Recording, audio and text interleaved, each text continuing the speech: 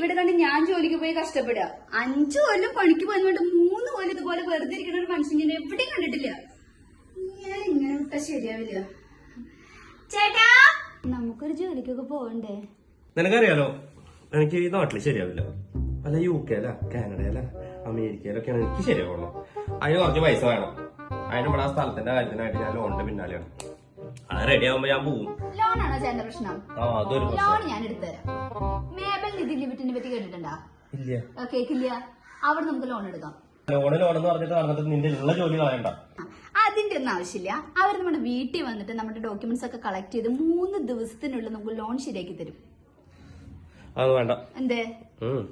ശരിയാവില്ല. അതെന്താ? പെണ്ണുങ്ങളുടെ പേരിൽ ലോൺ എടുത്തിട്ട് നിങ്ങളുടെ കുടുംബത്തിൽ ആരും ജോലിക്ക് പോയിട്ടില്ല. അതൊന്നും ശരിയാവില്ല. പെണ്ണുങ്ങൾ പണിക്ക് പോയിട്ട് അതോട് പുട്ടടിക്കാനാ നിങ്ങക്ക്? ആടിയേ